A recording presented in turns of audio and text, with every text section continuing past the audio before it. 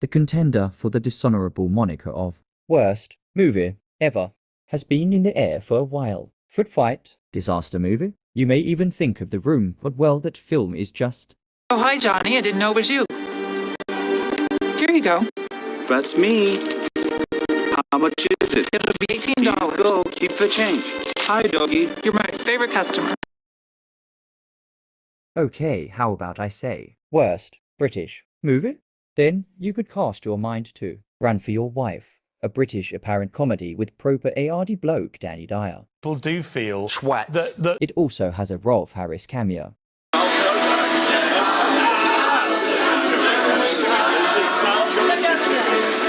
people do feel sweat. that 2 years after this film's abysmal release window, well, yeah, he's a dirty fucking nuts.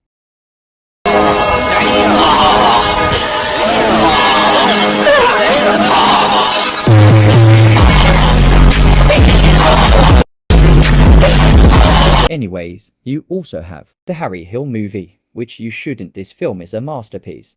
Of 1,000 dreams. So much fun is bursting at the seams. Fish and chips of world renown.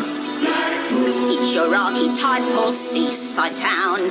You may even think of the clusterfuck of a movie titled Horrid Henry the Movie. The clip I'm about to show is the tamest of the whole film. Yeah, I'm just finishing my homework. Homework? Yeah.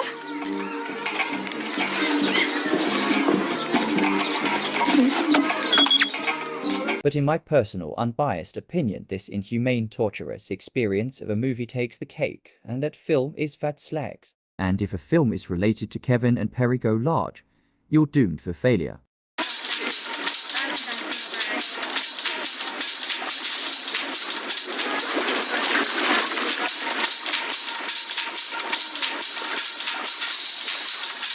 I've got an idea, pal. What we'll do is walk up to the girls and ignore them. And they'll be really sad. And then... Now, before we get started, we need to talk about the history of such Fat Slags. They began their life as comic strip characters for the company, viz. They first appeared in issue 36, issued in 1989. In 1992, Polygram released several short stop-motion films about the Fat Slags. Man's cock. Hello, Chucks. On Blind Date tonight, we're gonna have a lot of... And over to you, Esther. Thank you, Cyril. We found the electricity board, and then... I'll tell you. The shorts would star Kathy Burke from Gimme, Gimme, Gimme, and Harry Enfield and Chum's fame. It also stars Joanne Wynne, whom you may not recognize her face or name, but if you're a connoisseur of 90s British comedians, you'd know she is Chris Morris' wife. Now, you may have realized this isn't the standard Zyka film review. Usually there's background footage or some kind of footage playing. Is it strict copyright if there is even people to care? No, it looks like this.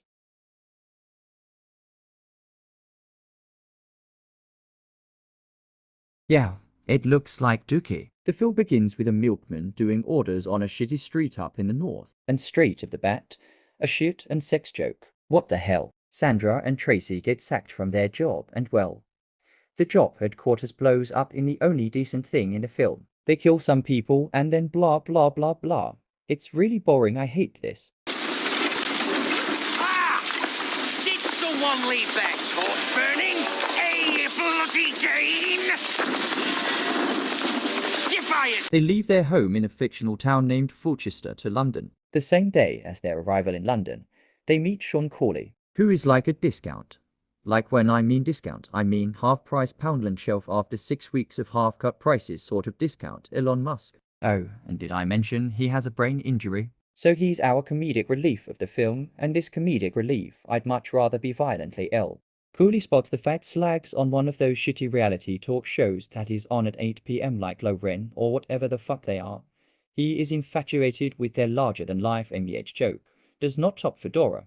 Cooley is that obsessed that he orders a fashion designer to design clothes around them. So size extra large times by 6 and some mid to thousands is aesthetic logo ironed on. Basic as fuck designer, not gonna lie. Ain't got shit on YV St. Laurent or Tyler the Creator. They suddenly become instant successes, having a #1 bit in the United Kingdom and winning a Turner Award. Soon the press begins almost a Beatlemania schlock frenzy called Fat is the New Black. Ha ha ha ha ha ha. Please laugh.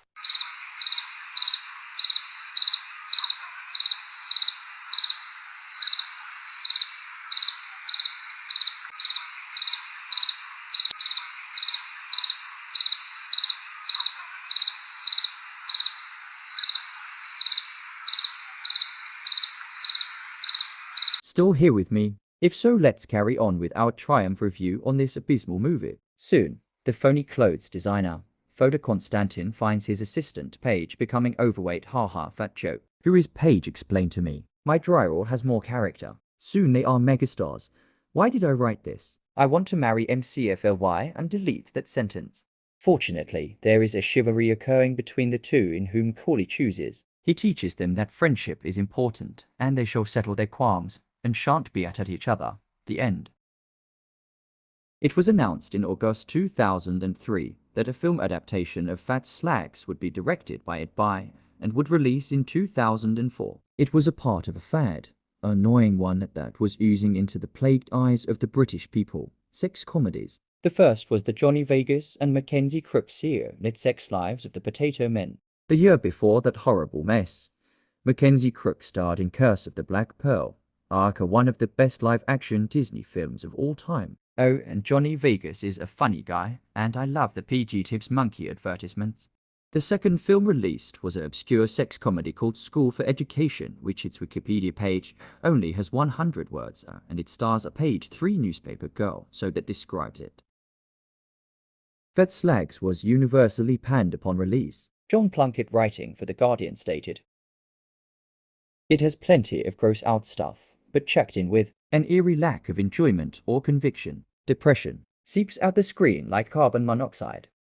Adrian Hennigan got the BBC wrote, "This painfully slapdash comedy with caricatures, instead of characters lurches from one crude, staggeringly inept set piece to another with the subtlety of a three-legged elephant."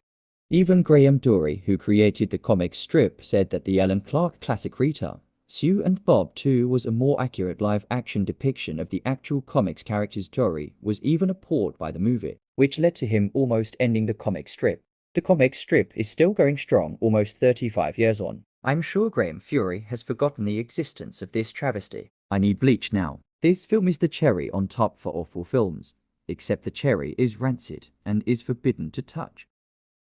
What's happened to that twat David Cameron who called it on? Let's be fair. I think you're referring to our former Prime Minister. Yeah, but how comes he can scuttle off? He called all this on. Yeah. Yeah? He has no regrets. Where is he? He's in Europe, in Nice, with his trotters up. Yeah? Where is the geezer? I think he should be held accountable for it. He should be held accountable for it. It's a valid point. A lot of people do feel that